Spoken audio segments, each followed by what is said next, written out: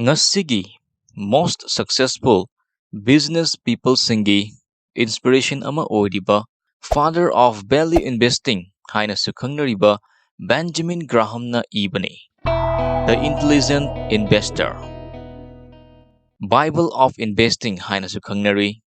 Hauzik Prithibigi khwaidagi paisa paibada sixth position da lairiba Warren Buffett nasu larik asi investing gidi khwaidagi phaba larik ni haina hairi.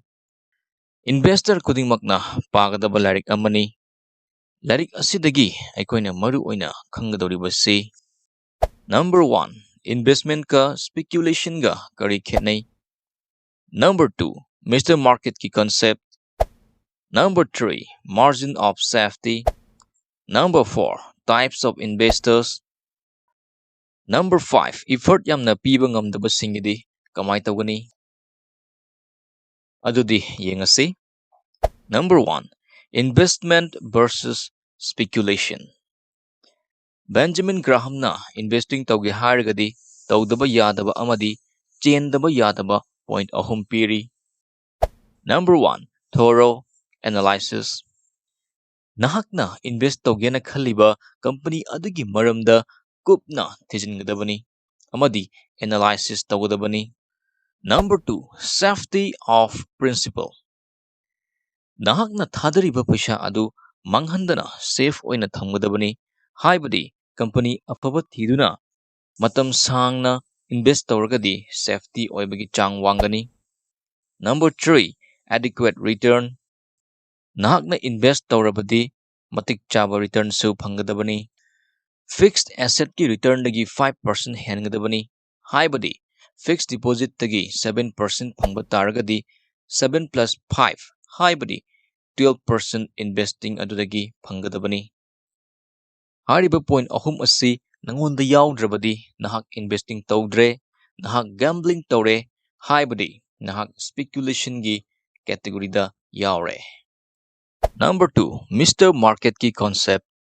Sidaida mana Mr. Market haribasi stock market puni. Mr. Market na namit khudingi share gi mamal ngahak laitana hongani. Namit ayambana Mr. Market na chumgani. Karigumba namit kharadadi mahak emotional problem laiduna mamal khangwang wangkhalakani amukna khangnem nemthakini. Mr. Market na depression da lairaba kanda haibadi negative oiraba kanda nahakna share laigadabani. Aduga mahakna mut nungairaba matamda haibadi positive oiraba kanda yongadabani. Haibadi price yamna nemtharaklaba kanda laigani aduga price yamna wangkhalaklaba kanda yongani. Hariba concept asi Mr. Market ki matengna gyan tahanbani.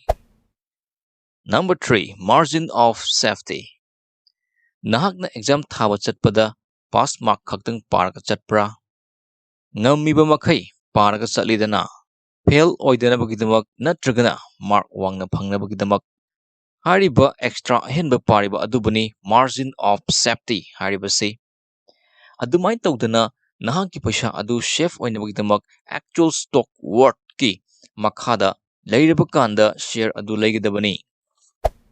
Example oina company amagi share amagi actual stock worth say rupees 100 ni haina khalasi adu oirgadi share price aduna rupees 100 ki makhada haibadi rupees 80 gumba lairaba kanda share adu laiba yare. Number 4. Types of investor. Investor si makhal ahum sui aggressive investor, defensive investor, and enterprising investor. Makhal ahum asigi khenabadu yengase. Ahanbada aggressive more risks more reward haina khangani. Yamna tuna return wangna lakadaba company da invest tawgani. Defensive risks nemba mutual fund natragana stock ta invest tawgani. Average return lakpa pangani. Enterprising defensive investor gi adumaina average return pamoi aduga aggressive investor gi adumaina su risks wangna loba su pamoi.